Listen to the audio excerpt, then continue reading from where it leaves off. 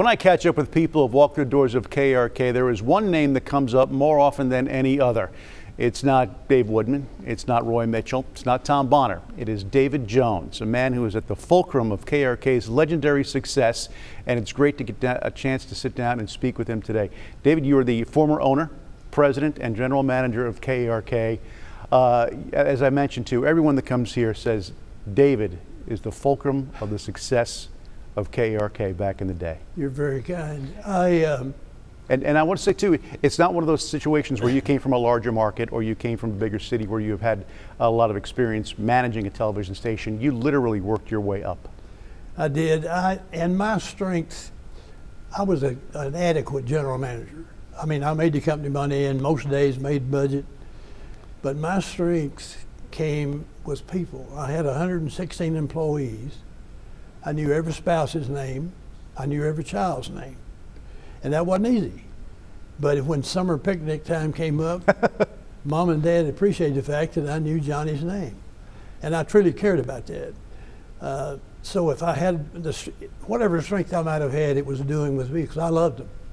And you started out actually in Camden. You were a school teacher. Well, I grew up in Sheridan, a little town of 2,000 people.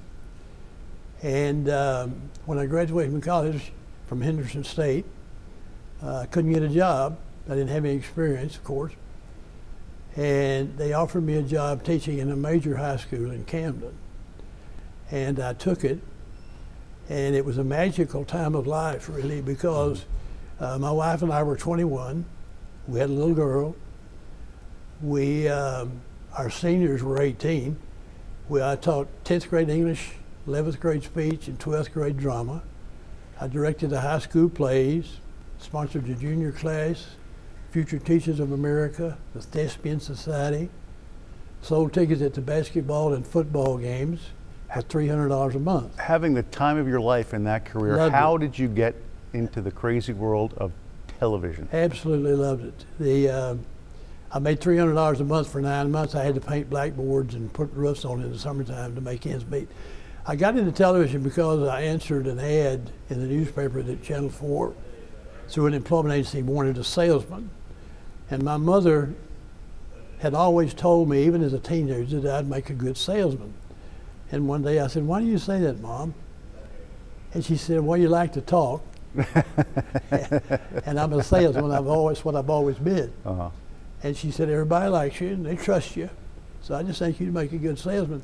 And interestingly, when I answered the newspaper ad and was hired at 4, the sales manager called me in the hall one day and he said, "Would you like to know why I chose you over the other applicants to come to work for us?" And I said, "Yes, sir."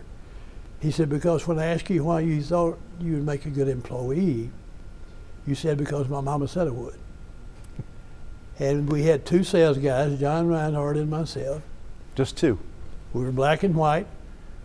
I went to work in January of 1956. And I went through about, 3 different ownerships. Bob Brown was the first one. Kelly Brew Barton, the son of Colonel Barton, Barton Coliseum. Mm-hmm. They own KARK Radio and the TV station. And it was bought then by a guy by the name of John Mullins out of Denver. And Bob Brown came in here from Denver. He was sales manager in Denver, came in as general manager here. And I loved him. We became best friends. And he mentored me and helped me. And in '69, I became sales manager. In '74, I became president. And in '83, I bought it with my buddy Jerry. Jerry Jones. Yeah. So it was the Jones, not the Jones brothers, but. No, he lets me tell people I'm his first cousin. And there were some other local guys. I had the boss, not Bob, but another boss named Al Flanagan that was over all of Mullins Broadcasting, headquartered in Denver. He took a liking to me and mentored me. He was an amazing guy. He stood on a beach in World War II and gave a description of an invasion on a portable wire recorder. He was in the Marines. And for that, he received a battlefield commission. And that wire and that recorder is on display at the Smithsonian Institute. I was going to say, that has got to be a valuable recording. Captain Flanagan's name under it, yeah. And one day he called me on my private line and said, okay, you could only own 7 stations in those days, as you know. And he knew that you had an inkling to one day become an owner. Well, he had told me for 10 years if it ever was sold, I was going out for a shot at it. Truly a man of his word. I was scared of him. I knew if I didn't do what he told me to do, he'd kill me. And put me in an unmarked grave, so I always try to do what he wanted me to do. But one day my private phone line rings and he says, okay, we're buying Minneapolis, so you can have Little Rock, go get your money. I said, how much money do I need? He said, I can't tell you that, we're a public company. They're traded, so they can't disclose. So I'm sitting at my desk, I thanked him, and I'm sitting there thinking, what do I do now? And about 10 minutes, my private phone rang again, and it was a lady. And she said, Mr. Jones? I said, yes. She said, $25 million, and hung up. So I knew he had told me without telling me. That's definitely a definition of a private line. And so he's gone now, so they can't do anything to him. But I called a friend of mine, and I was on the bank board. And I called a friend of mine, Larry Wallace, who was a prominent lawyer. And we started talking, and he said, you know Jerry and Gene Jones? I said, yeah. You know Sheffield Nelson? I said, yeah. Mm-hmm. You know Jerry Malden, who ran AP&L? Yeah. Mac McClarty, who was Bill's chief of staff? Yeah. And in about a half a day, we raised $25 million. Boy, I tell you, that's a who's who. We all rode on Jerry's plane to Dallas to the Republic Bank to make the loan. That was real smart for all I was being on an airplane. Be on one airplane. Yeah. Oh boy, how things could have turned out. And I had been asked to get everybody's financial statements. And when I saw Jerry's, I called him. This is before he bought the Cowboys. Uh-huh. When I saw Jerry's, I called him. I said, is it okay if I tell everybody I'm your first cousin? And he's so gracious. He said, oh, David, are we kin? I said, we are now. Yeah, closer than you think. Yes, absolutely. But we did that, and it turned out to be a wonderful partnership. That was in '83. In '88, by that time, we had bought an ABC station in Marina, Mississippi, a CBS station in El Paso, Texas. Mm-hmm. And the partnership wanted to borrow $100 million to consolidate the debt. And my heart was in Little Rock. Yeah. And I really didn't want to expose my loss of Channel 4 if anything went wrong. Mm-hmm. And so they bought me out. They bought my stock out. And in about 18 months, they had to sell them all. So wise move. It's been a wonderful ride because it was black and white, like I said, when I started. Bob Brown, when he was here in '67, went to color. Channel 7 beat us on the air with color about, maybe 2 months. Boy. And I mean, that was we talk about innovation. That was a huge step back then, going from black and white to color. Oh yeah, and we didn't have tape, everything was live. Mm-hmm. We had a rule that the politicians, whoever we were assigned to host and sell time to, we had to host them and be on the air live. Mm-hmm. Well, I was assigned to Orville Faubus. And Orville Faubus had a driver named Floyd Weaver, who was a state trooper. And we were at 10th and Spring in those days in the old National Automobile Building. And if the governor was going to go in the air at 8:30, at 8:25 in the early days, I'd be sweating standing at the front door watching. And then I'd hear tires squealing and see Floyd's car coming and pull up, and the governor would get out. And I would walk him, and we're going back to the studio, remember, all live. Mm-hmm.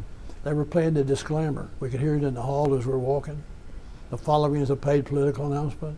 Wow. They would sit him down, put a lavalier on him, and he never missed a beat. I mean, he's a pro in as much as you, or right. Tom Bonner, or whoever we were talking about earlier. I told him one day, and he and I got to be friends. I liked him. And I knew he never was a racist. He truly did not want to have trouble, but he got it anyway. Yeah. But talking about especially the '57 crisis at Central '57 Line. When we had John Chancellor and all the guys from NBC in here, and Sandra Van Oker. You don't remember those guys. I remember. I know the names. But I told the governor, if you ever want to get out of politics, I said, you're mighty good on the air. I said, you're as good on the air as Bud Campbell. Now, Bud Campbell doesn't mean anything to you, probably. Yeah, well, no, I've heard his name. I know But him he well. was an icon in sports. He had a dog named Jezebel that would lie on his desk, under his desk when he'd do the sports. A small collie, yeah. And so anyway, after I sold, it was an amazing experience. Gannett sold it to me. Now Tegger, that owns Channel 11, I brokered that deal at Channel 11 for Tegna and the guys that owned it, with Bob. Anyway, another story. But television in our day, in my day, was romantic, exciting. You go out to lunch with a Bonner or a Roy Mitchell or Carolyn Long or any of the guys. People would ask for their autographs, want their picture made with them. It's kind of like Jerry. I was at Arkansas Derby a couple 3 years ago, and Jerry and Gene sat across from me, and people were coming out and wanting their picture made with them, and I saw the governor upstairs, and I said, Jerry's downstairs if you want to say hi. Here he goes. He's got to get his picture made. Well, I mean, let's talk about those days too. I mean, those really were the golden days of local television.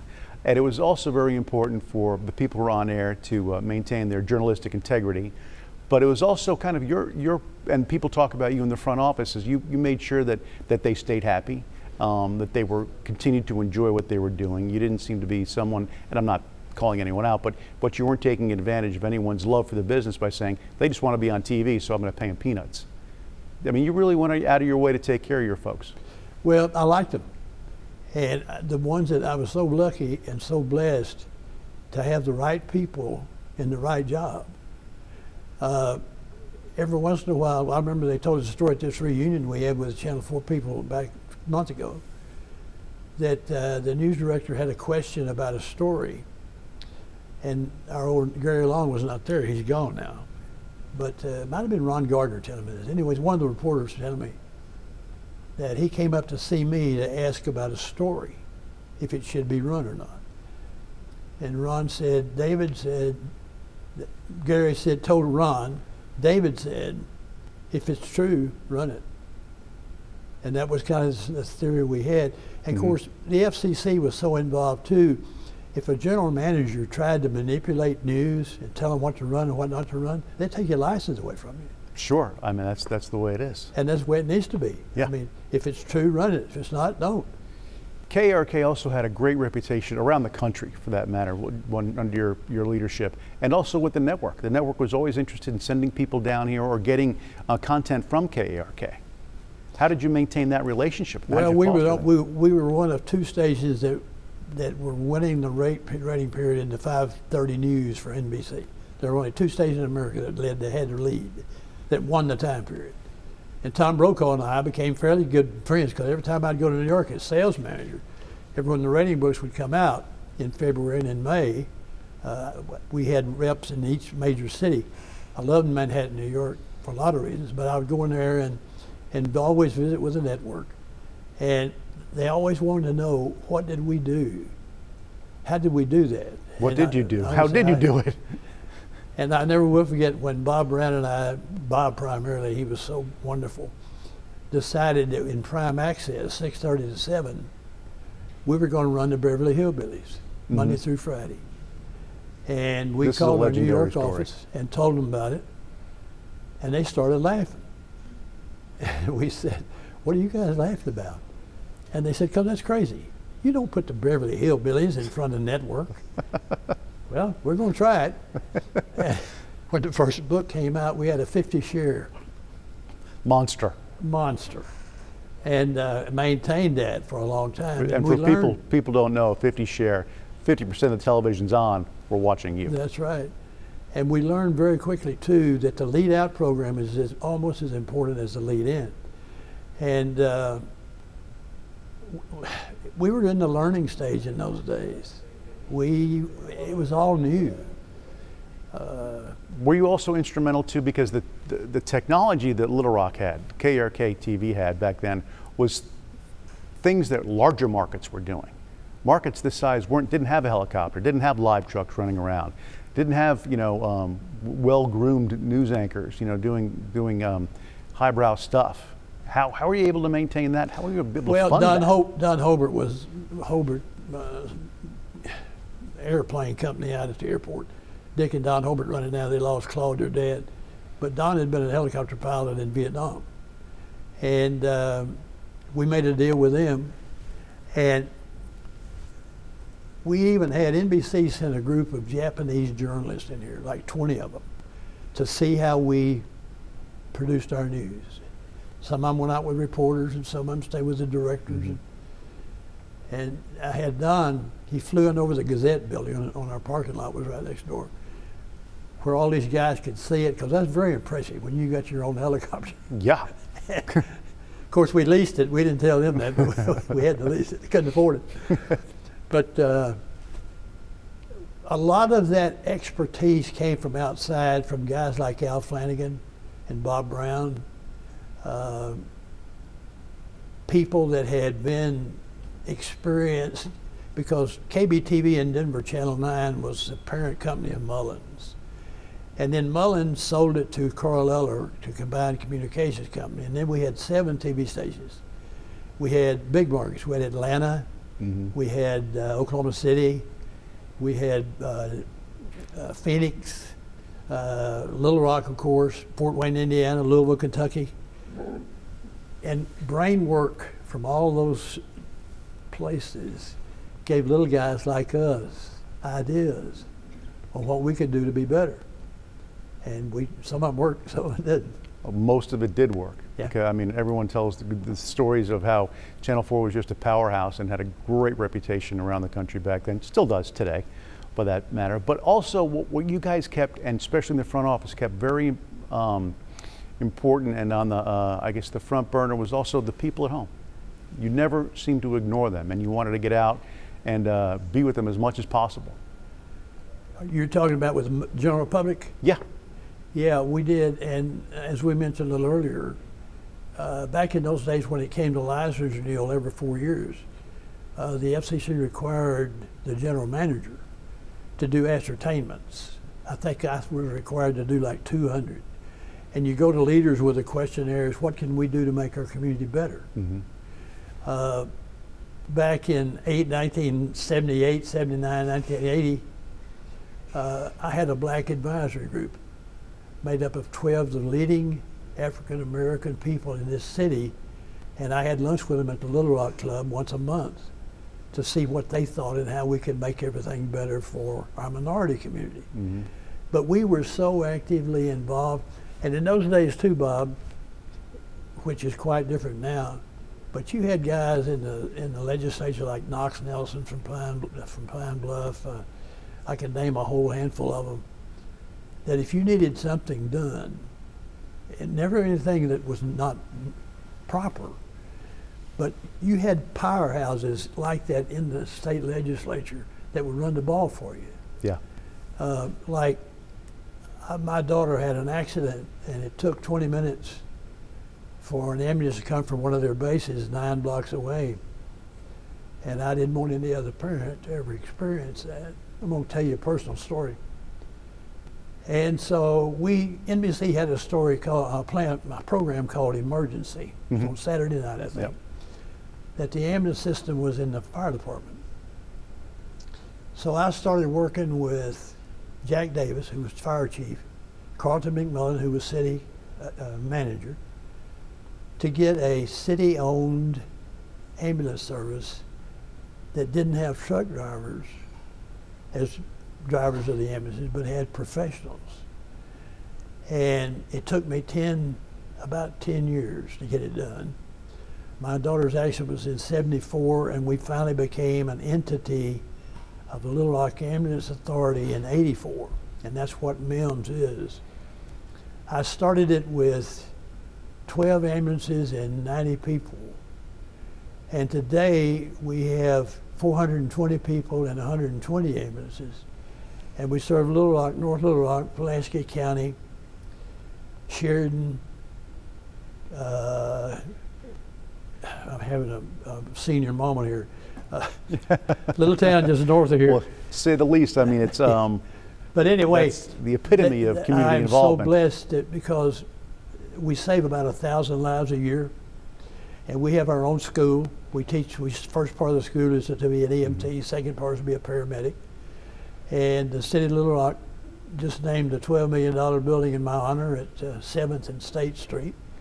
Your resume goes so far beyond local TV. Well, I got one tell. I find this humorous. The old medics are so tired of hearing this story, but I think it's worth telling again. The city of Little Rock made me promise 1,000 times that I'd never ask for money. It had to be run as a business. Uh-huh. No money for you. Okay. And I promised 1,000 times I never would. But we've been over about 18 months, and I didn't have enough money to make payroll. I'm running my TV station, and we got a manager over there, but I'm still doing stuff. You've got things going on. Yeah, and there's a law that a municipality cannot borrow money without collateral. And we didn't have any collateral. We had accounts receivable, but we didn't have any collateral. But I knew the city of Little Rock had 2 new fire trucks. I never will forget the night the city boardroom was packed. And after I got through making my plea, Buddy Benefield was acting mayor at the time. And Buddy leaned forward from the dais and he said, "David, are you telling us you want us to hawk our new fire truck so you can make a loan?" And I said, "No, Mayor, I'm asking you to hawk them both." And believe it or not, they voted unanimously to do that. And the loan documents, we only got those like a couple, 3 years ago, are on display at our Mims building on 7th Street. The original, where they actually pledged those fire trucks for us to do that. So you can get a loan. And now we got a $12 million building with no debt. We got money in the bank, a lot as a matter of fact, to operate on, because we try every way to get back to employees again. Yeah. We try every way to pay them every dime we can, because most people think they're truck drivers, but No. they're not. No, there's so much more And there. if I'm allowed to leave a footprint of my life, it'll be because of MIMS, because of the great stuff that they do. But back to Channel 4, it all started with that, because the city of Little Rock wouldn't have been listening to me to form an ambulance system if I'd been John Q. Lunchbucket. But because I was with Channel 4, it was the station that had the power. And when I walked in there, I had respect, whether they personally or not, but because of who I worked for. Mm-hmm. And it's just been a tremendous blessing. A lot of people refer to the heyday as a wrinkle in time that's probably impossible to repeat. How did you mold the people in front of the camera and behind the camera to work so cohesively together and produce such fantastic work? It was fun for them. They enjoyed it. They loved to come to work. And like I said, everybody liked each other. Carolyn Long had a fender bender one Saturday morning. And within 30 minutes, I had 5 phone calls from employees saying, "Carolyn's had a wreck." They all cared about each other. Mm-hmm. And when you get that kind of spirit, you can do anything. And I know one time too, and this was somebody who wasn't on air, wasn't well known around the city, but was trying to get a home loan. Couldn't get the home loan. You overheard the conversation. You called up the bank and said, "I'll honor the loan. Get him a house." He told me about that at our reunion a few months ago. I had forgotten about it, but I was on the bank board at that time, and he was a good guy, Mm-hmm. and I knew he was straight and hard worker. And I called the CEO of the bank and told him about him, and it all worked out. He got Make it happen. And you were recently at the reunion. A lot of people came into town this summer, got a chance to mingle for a few days. Enjoy yourself? Very, very much. Lynn Cola Sullivan was the only, at this point at least, the only black Miss Arkansas. She Mm-hmm. was gorgeous. Had her on just recently. And she was precious, yeah. And she worked for us in the newsroom. And she lives in Amsterdam. She came in from the Netherlands. Yep. And it was wonderful to see her, and met her husband. There were some people, of course, we've lost a lot of people, because that's been a long time ago when I started here. And I think you celebrated in April their 70th reunion, Yeah. maybe? And you had some of our anchor guys on and interviewed them. we've had a host of them on, Appreciate it, yeah. Woodman's still active. Tom, I don't see Tom much anymore. Carolyn Long, I still love her. We talk at least probably once every month or two. She's a star in North Arkansas. Mm-hmm. Very active in charitable work. I assigned her a franchise called Wednesday's Child. And she would spend a day with a child, and every child she featured was handicapped, either biracial, age, physical, or mental. They were all handicapped. And she would spend a day with a kid, maybe get out to Hobart to get an airplane, fly around Little Rock, maybe take them to a movie, to the zoo, to do something to give them a happy day, and then present that child on Wednesdays public, yeah. in the newscast for adoption. We still do that. She always corrects me. At the reunion, I told that story. And I said, and would you believe that she was running a 55% adoption rate? Wow. 57, David. Yeah. Were you surprised at the amount of appreciation that you still get as a former owner, president, and general manager from the folks that were your employees? I really am. And like I mentioned to you, at that reunion, I hadn't felt that loved in a long time. As you know, my wife and I were married, if she was still there, it'd be 75 years this month. Wonderful. I lost my daughter in 2019, lost her in 2020, and it's been a dark place. But friends like we just talked about, that's what it's all about. They hug on you and they make things better. You've got a legacy that will live on for some time, Mr. Jones. Thank you. Thank you very much for spending some time with us. Thank you. Appreciate it. Appreciate everything you've done.